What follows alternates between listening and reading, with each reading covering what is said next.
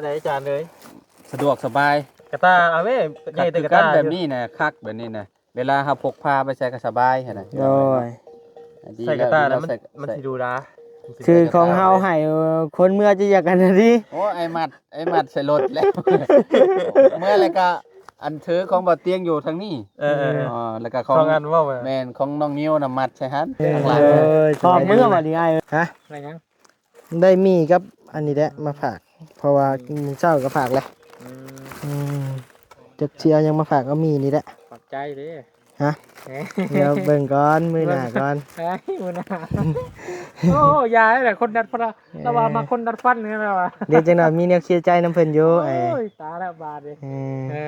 มันสิไปนำกันบ่ได้แหละนอนบ่ใช่สิวขึ้นบ่นะค่ะแล้วไปดึกได้นี่เลยบ่ใครเห็นบ่บุญเอายังมาฝากกันนะขนมสบายดีได้ไหมเด้อสังกะสีกับบได้มืดลายได้พี่น้องเลยเนาะสังกะสี8 ฟุตหรือว่า6 ฟุตสว่า6 ฟุตนี่เขาใส่2 ช้อนนี่1 2นี่1 2 3 4 5 6 7 8ไพ่คนขึ้นมาดีนั่นนี่พอแล้วก็ต้องไปอยู่ซื่อๆเนาะห่างกายบอดี้เลยก็ได้มีแต่กกล้วยแต่บ่มีหมากเพื่อนยังไม่หมากบ่โอ้มันมีหมากอันนี้พร้อมบ่นี่หมากมันอันนี้หมากมันน่ะแม่นโอ้บ่ได้เคยเห็นได้พี่น้องเลยใครมาหาหวานเว้ยหวานเลยนี่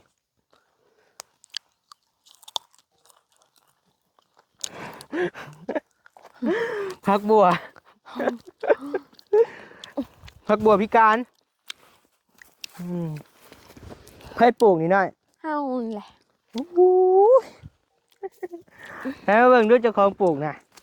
มันก็งามคือเจ้าของมันนี่แหละงามบ้าไปน้ำเขาบ่จ้างรถเขาไปแม่นไปหลอดตลาดโรงเรียนแม่น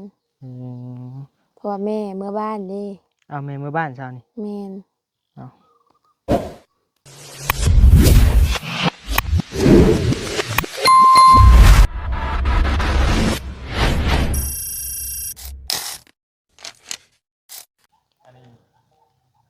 พี่น้องเนาะ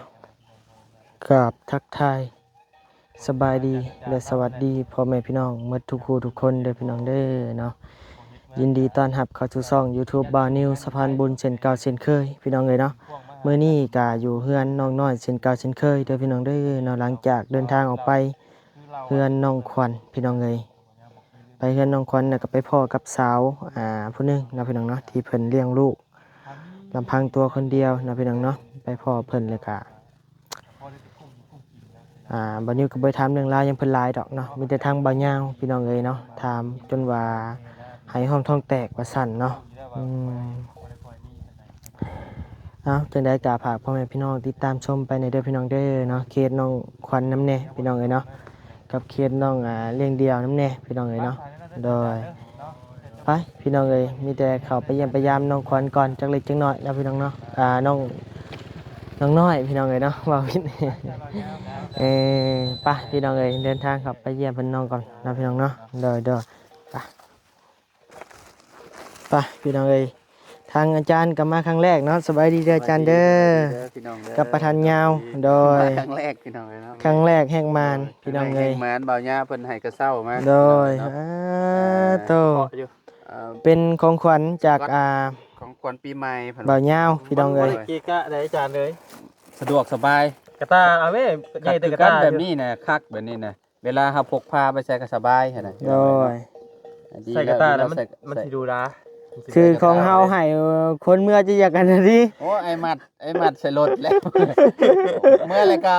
อันถือของบ่เตียงอยู่ทางนี้แล้วก็ของอันว่าแม่นของน้องนิ้วน่ะมัดใส่หันข้างหลังหอบเมื่อบ่นี่อันขับรถเมื่อขับมือเดียวบ่ได้บางทีวางใส่มองนี่มันคัดกับเขารถรถจะสิลบอันนี้ได้สบายนี่เอาใส่กระตารถเมื่อเลยโดยสบายดีแล้วคักสกอตเพื่อ อันนั้นเนาะ โดยเป็นจังได๋จานมาครั้งแรกถนนคนทางทางเข้า โอ้สุดๆพี่น้อง สุด ทางคือว่าและทางมา ได้ เนาะมาให้มานาเพิ่นเนาะ ๆแม่ สุดยอดเลยพี่น้องยามพ้นนี่ ไกลบ่ได้ จักสิว่าแนวใดแหละ เข้าบ่ได้พี่น้อง โดย ก็ใครแน่มาถึงจังหวะยามแรงพอดียามบ่มีฝนส โด บาย ย เนาะคันว่า สบายดีเด้อบ่บี้เด้อ ชาได้เพิ่นก็ได้ส โด บาย ยคนเครื่องคนของเขามาก็สบายเนาะ แม่น กับช่วงนี้มันก็พอเข้ามาได้อยู่คะแนนว่ายามพ้นนี่ก็จักสิเป็นจังได๋ บ่ แหละ ได้แล้วนั่นผม ๆผล แต่ เข้า เรา มา จักกันยังอีได้เรื่อ จั ง กก็ยังอีได้อีเรือแล้วพี่น้อง แม่ นี่ยังว่ายามเบิดผลเลยสบายอยู่ แม่ เนาะ คะแนนว่ารถเบาบุญนี่ได้อยู่นี่อีได้เรือเข้ามา ได้อีเรืออยู่เข้ามาก็ได้ โดยรถเฮาก็อาจจะได้แต่ เรือไปเลย โดย เยอะเลย เรือไปเลยเอาโอเคเด้ออาจารย์เด้อบ่อันรบกวนละโดย สบายดีเด้อ โดยสบายดีปีใหม่โดย สบายดีปีใหม่คือกัน อืม ดีเด้อ โดยม เจ้าเบิ่งแล้วว่าคลิป ยังสิมาเยอะเฮาอยู่ได้อ้ายเอ้ยเฮาบ่เว้าอะไรก็ได้ ว่าหยอกเนาะพอมีแนวหัวเด้ อืม อันน่ะมันเป็นมันเป็นการแสดงเด้อบ่แม่นเรื่องจริงเด้ยัง บ่ค่อย เข้าใจผิดนะ ค่อยคิดว่าใจเจ้ามันก็มีแหละไป อ้าว เออ เดี๋ยวสิคุยเดี๋ยวสิคุย เออ คุยเลยสิคุย จับเข่าคุยกัน เออ หลังไม้หลังไม้ เดี๋ยวจะมาเคลียร์มันข่อยรอดจังหน่อย สิว่า อืมน้องเอ้ยบ่บุญน้องเอ้ยเนาะโธ่แดดแห้งพี่น้องเอ้ยมื้อนี้เนาะทางลักหัวเฮาก็ใกล้สิแล้วแหละพี่น้องเอ้ยเนาะแต่ว่ายังบ่มีเหล็กตะปูกับไม้ซานมันเดี๋ยวให้พ่อเพิ่นไปหาไม้ไผ่นั่นนี่มาใส่เนาะแล้วก็ซื้อวันนี้สิซื้อเหล็กตะปูมาให้น้องเพิ่นยังเหลือพังตัวนี้แล้วก็พังไปนี่เลยนี่พี่น้องเอ้ยเดี๋ยวใส่คุมอยู่นี่ก็มีตินี่ใส่คุมอยู่นี่อีกพี่น้องเอ้ยแล้วก็ยิงมาใส่บ่บุญใช่นะน้ำก้นบ่บุญสบายดีเด้อโดยมาครั้งแรกเนาะ ครั้งแรกรู้เลยว่าเจ้ากับน้องเป็นแฟนกันเนาะโอ้คือยังไงเซอร์ไพรส์แห้งเลย สบาย สบายดี โดยสบายดี ได้ยังนะ ฮะ อะไรยัง ได้มีกับอันนี้แหละมาฝากเพราะว่ามื้อเช้าก็ฝากแหละ อืม จักเชียยังมาฝากก็มีนี่แหละ ขอบใจดิ ฮะเดี๋ยวเบิ่งก่อนมื้อหน้าก่อน ไอ้มือหน้าโอ้ยายแหละคนดัดฟันเราว่ามาคนดัดฟันเนี่ยเราว่า เดี๋ยวจังหน่อยมีแนวเคลียร์ใจน้ำเพิ่นอยู่ โอ้ยตาแล้วบาดเลย เอ เอ อ อ มันสิไปนำกันบ่ได้แหละ ตาทักบาดเลยเนาะ หยอกพี่น้องไง เด้อ เอาโอเคไอ้บ่รบกวนแหละโดยสบายดี หายังฮะ พุ่นแหละแจ้หัวพุ่นแหละบนบ่แนวนั่งผู้นี่แหละพี่น้องเอ้ยกะเฮ็ดใหญ่เติบแหละพี่น้องเอ้ยเนาะบ่อนนี้ก็บ่อนน้ำบ่อนนั้นก็เป็นนานพัก1นาน2นาน3นาน4นาน5นานได้อยู่5นาน6นานพี่น้องเอ้ยเนาะกันว่าเฮ็ดอเดียรอก็ได้วันนี้ก็คิดว่าน้องเพิ่นอาจจะเฮ็ดได้อยู่เพราะว่าเป็นคนขยันดูมันอยู่เนาะพี่น้องเนาะนี่แหละพี่น้องเอ้ยบ้านนอกคอกนาเฮาเนาะก็ประมาณนี้พี่น้องเอ้ย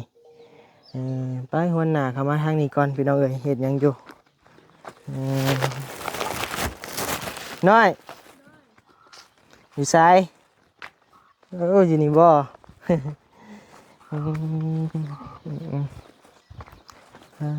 สวัสดีนอนบ่ใช่สิวขึ้นบ่นะ แม่ อืม ถ้าแล้วไปดึกได้นี่เลย บ่ใครอันบ่บุญเอาหยังมาฝากกันนะขนมเด้อสบายดีเด้อแม่เด้อมาแต่ทางใดหาแต่เห็นมาแต่ขายเครียดอยู่ทางผู้บ่โอ้เฮาคือบ่เห็นเจ้า นี่แม่ใช้ชื่อใหม่ลูก เจ้าโน้เสื้อใหม่บ่น่ะไผเอาให้น่ะ เจ้าแล้วให้ เอาอ้ายนี่บ่จำพ่อเลยจะงามขึ้นกว่าเก่าเนาะ อืม โดยเอาตามสบายแม่โดย อืมเอาไอ้บ่มีหยังมาฝากมีแต่หมีกับน้ำสปอนเซอร์อืมอ่าบ่มีหยังพี่น้องเอ้ยเนาะใช้ทั้งพ่อเพิ่นไปหาแล้วบ่ไม้ไผ่มาเฮ็ดเฮาอันนี้ บ่มีไผ ไม้ไผ่บ่มี แม่น เอ้ามันสิเอาไม้หยังใส่หาไม้ใส่บัดนี้เฮ็ดหาหัวนี่ได้ แม่นบ่มี อืมแถวบ้านนี่ก็บ่มีบ่ไม้ไผ่ แถวบ้าน แถวอันนานแดะ บ่มี ชนแล้วก็แนมเบิ่งก็บ่มีกอไผ่เด้พี่น้องเอ้ยอืมหายากเลยกอไผ่ แม่น มันรู้สึกว่าเข้ามาในเขตบ้านมีแต่ไม้กุ้งกับไม้อันย่างบ่ไม้หยังก็ไม่ต้องกุ้งกับไม้หยังก็ไม้ย่าง ตกจิก ตก ไม่ย่างบ่มีได้แถว บ่ นี้ จิกเนาะอืมอืมเฮ้ยพี่น้องเอ้ยบ่ได้ไปเกี่ยวหญ้ามื้อนี้ บ่ได้ไป โตว่าเกี่ยวหญ้านี่ว่าสิมาเฮ็ดนี่บ่หรือว่า แม่น ไปมาพี่สิมาเฮ็ดตัวนี้พี่น้องเอ้ยเนาะเกี่ยวหญ้ามาอืมถ้าว่ามีเงินก็อยากได้แล้วก็ซีพุ่นบ่ โดย เป็นหยังซั่นคือบ่ขายเขียดโฮมเงินซื้อสังกะสีซั่นน่ะ โฮมบ่เป็น โฮมบ่เป็น แม่นได้มา มัน แล้วอยากซื้อ โดยได้มาซื้อกินหมดเนาะ แม่น มันบ่เป็นอันโฮมนะพี่น้องเอ้ย โดย ได้มื้อละแสนมื้อละ6-70นี่มันก็บ่เป็นอันโฮมเนาะซื้อของอยู่ของกินก็หมดละ แม่น อืมคันว่าใส่สังกะสีก็บ่ได้หมดหลายได้พี่น้องเอ้ยเนาะสังกะสี8ฟุตหรือว่า6ฟุตสว่า6ฟุตนี่เฮาใส่2ช้อนนี่1 2นี่1 2 3 4 5 6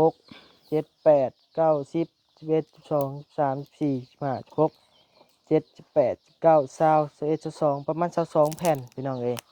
หรือว่า22แผ่นนี่แหละเนาะภาษาไทยก็ได้ตกอยู่แผ่นหนึ่งกับบ่เกินแผ่น50,000ดอกพี่น้องเอ้ยเนาะแผ่นละ100ปานนี้แหละเนาะก็บ่หมดหลายปานใดแต่ว่าไม้นี่แหละบัดนี้บ่มีบ่ บ่ ไม้ มี ก็สิตัดแถวป่าก็ตัดบ่ได้อีกเนาะ แม่นไม่เขา ไม้เขาแล้วบัดนี้มันบ่คือสมัยตะกี้สิไปหาตัดเอาโลดต้องได้ซื้อไม้อีกบัดนี้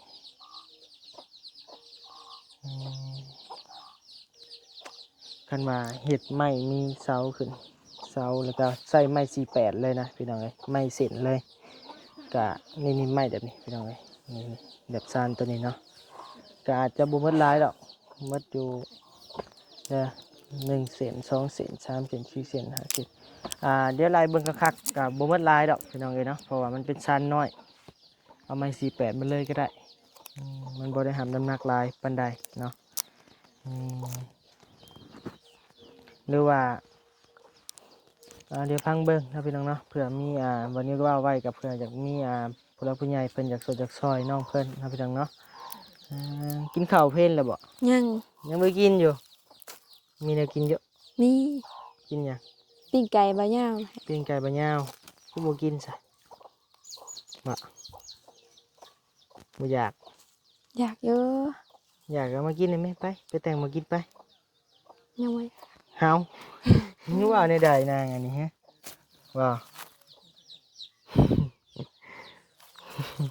ไปนั่งบนห่มๆพุสวนเจ้านี่ยังบ่ไปย่างเบิ่งซำใดไปพาไปเบิ่งหน่อยไปพี่น้องเอ้ย ก็ไปทางไหนว่าเนี่ยเห็นเจ้างมปลากับลุงลุงหนวดบ่ แม่น ได้3 ตัวติ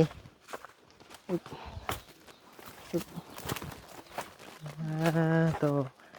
โตลังหัวนี่แม่นเขตดินจำมันเลยบ่ แม่น ไผคนขึ้นมาดินอันนี้ พอ พอ โดย แล้วก็ต้องไปอยู่ซื่อๆเนาะร่างกายบ่ดีเลยก็ได้มีแต่กกล้วยแต่บ่มีหมากไปใส่หมด ยังว่า หมาก ทั อั น น ได้ ยังนี่หมากยังนี่น้อย จักหมากอะไรบ่ฮู้ ไอ้คือเคยเห็นเขาอันหนึ่งกินบ่หมากอันนี้ บ่แม่นหมาก บ่แม่นบ่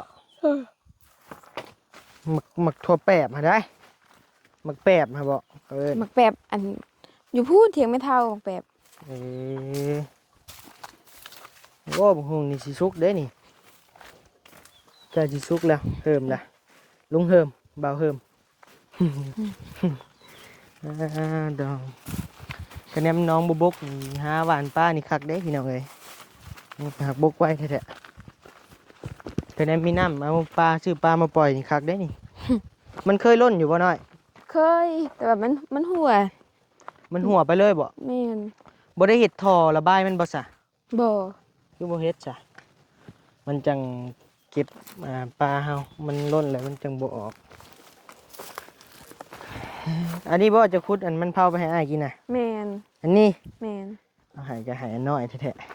ๆพิเศษ แม่นเบิดเลยเนาะนี่เนาะ แม่น ใส่กกมันเป็นจังได เป็นเครือ โอ้เครือนี่แห้งๆนี่บ่ แม่น โอ้มันมีหมากอันนี้พร้อมบ่ นี่หมากมัน อันนี้หมากมันน่ะ แม่น โอ้บ่ได้เคยเห็นได้พี่น้องเอ้ยหมากมันเผาดีนี่นะ โดย เขาเอาอันหมากในนี่มันบ่ไปปลูกนะเนาะ แม่นแม่น เออตัวมันเผาน่ะมันเป็นห้างมันซื่อๆแม่นบ่ โดย เออโอ้ยบังฮุงพี่น้องเอ้ย หลายแท้หลายว่านี่ดกอหลีนี่เนาะ โดย อืมกินหยังอะ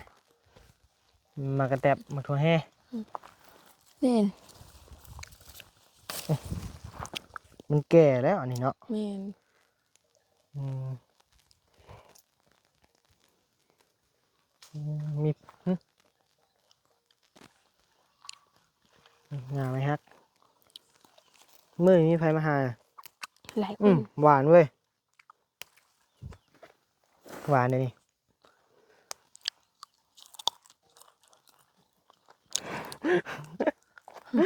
ผักบัว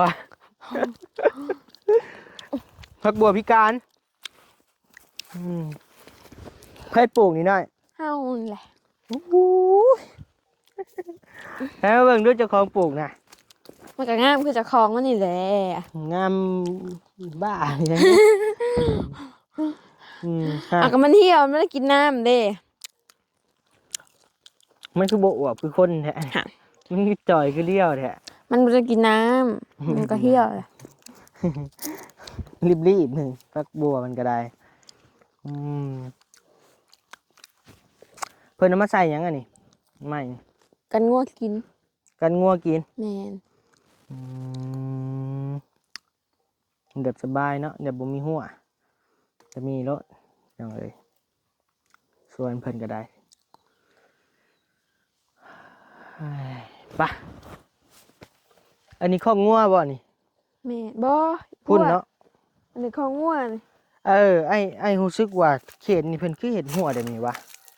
เบ็ดงัวกับเจ้าเด้ยันงัวกับเจ้าเข้ามาเวลาปลูกผักปลูกหยังนี่เด้ทั้งนี้งัวหลาย คือ เด้ คือบ่ขุดแล้วพังเอา คือต้องเห็ดข่อยแบบนี้ มันดินหินแห้งไผสิไปขุดได้ โอ้เดี๋ยวว่าดินมันแข็งเลยเฮาใช้วิธีแบบไม้ข่อยกันนี้เอาบ่ แม่น บ่ได้ใช้เหล็กตะปูอีกบ่ บ่ อืมใช้ระบบข่อยเอานะพี่น้องเอ้ยเบิ่งแบบข่อยไปข่อยมานะเนาะอืมภูมิปัญญาชาวบ้านพี่น้องเอ้ยใช้หยังรอทางใดอีกบัดไปมือไปก่อนอาบได้น้ำมือ ยัง นี่บ่อาบอยู่ ให้ทันได้อาบ ตอนเช้าได้ อาบแล้วเช้า อาบอยู่ใส่ ได้น้ำ น้ำ สร้า ใบ ง นี้ แม่นได้น้ำสร้างอาบได้น้ำสร้างแล้ว บ่ได้ไปห่วยเลยเนาะ เลย ตะกี้หาบหาบยังไปห่วยไปยังผู้เนาะนั่งอยู่นี่แหละเฮานั่งร่มกันก่อนตะโก้ ยังนั่งร่มกันในอันแคมป์น้องก่อนพี่น้องเอ้ยบัดนี้ก็หาแต่มันย่างเลาะเบิ่งครั้งแรกเนาะก็ตะกี้ก็ยังบ่ได้เข้ามาจากเทื่อมีแต่ทางอ้ายๆเพิ่นเข้ามาเลาะเบิ่งเนาะในคลิปบัดนี้ก็เป็นคลิปแรก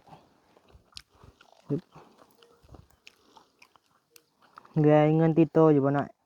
บ่เหลือ ไปใส่หมดแหละ ซื้อเบิดแล้ว ซื้อหยัง ซื้อแนวท่าเบิดแล้ว ท่าหยัง อ้าวขึ้นเบิ่งบ่ ท่าหยัง นี่เถียงนะซื้อไปลองเห็นมื้อเช้านี่ เอาไปกับไผ ไปกับจ้างกับเจ้า บ่ซื้อหยังท่าหยังแหละ ขี้มนี่แหละ ครีมซื้อครีมโอ้ยอย่างงามกว่าเก่าติ แม่น โอ้ย เห็นบ่นิวมาเด้มักบ่นิวก็ยันเพิ่นบ่มาก เราไปยังไง ซื้อครีมยังแน่น่ะ ก็หลายอยู่ นะโตอืม หรือว่าสิให้บ่ ให้หยังน่ะ อ้าวยันบ่ให้เงินเนาะ ง่ายก็แฮงบ่มีอยู่ อ่า อืมไปน้ำเขาบ่จ้างรถเขาไป แม่น ไปหลอดตลาดโรงเรียน แม่น อืม เพราะว่าแม่เมื่อบ้านเด้ เอาแม่มือบ้านเช้านี่ แม่น ไปกับไผซะผู้เดียว กับหมู่ กับหมู่อืมหมู่อยู่ในใช่หมู่เลี้ยงนะ อยู่บ้านเสร็จบอกให้เจ้า โอ้ เอามา อืมได้ยังแน่เสื้อนี่ก็ซื้อใหม่บ่ บ่เสื้อเก่าตัวนี้ เออ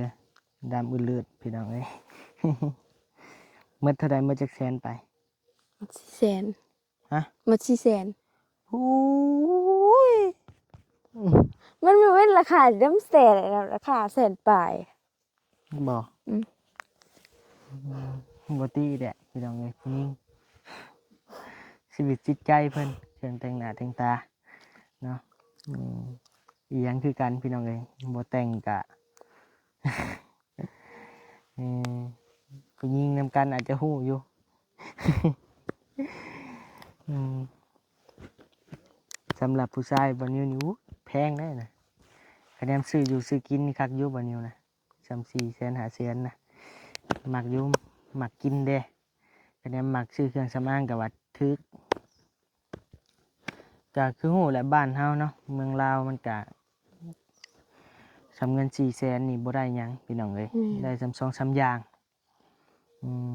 แต่ก็ซื้อมาครบแล้วติ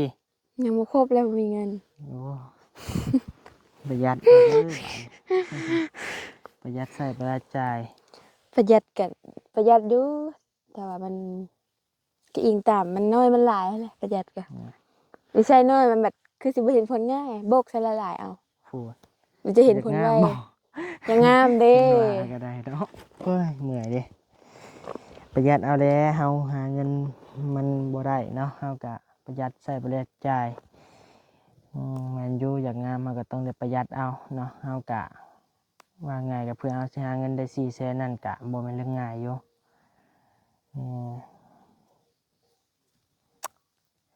เอาโอเคพี่น้องเอ้ยเนาะสำหรับคลิปนี้บานิวกับน้องน้อยก็สิได้ลำลาพ่อแม่พี่น้องไปเพียงส่ำนี้เด้อพี่น้องเด้อเนาะมาในรอบนี้ก็ฮอดคอยคำลงแรงพี่น้องเอ้ยเนาะก็มีอิ่มซิมอยู่ทางมีหลายคู่หลายคนเข้ามาบ่มื้อนี้รวมเบิดจักคนเจ้าวะ หลายคนอยู่ น้ำใหม่ก็มา แม่น ซบลอกบ่เนี่ย แม่ แต่ น พอแล้วนะแปลกมื้อนี้คือว่ามีแดงๆในซบนะ บ่ว่า แต่ละมื้อมาบ่ได้เห็นเห็นแต่อีลิ้นอยู่ คือ คือใน อาสา มาตะกี้เห็นแล้วยิ้มให้กว่า ลอยน้ำมาใหม่ๆ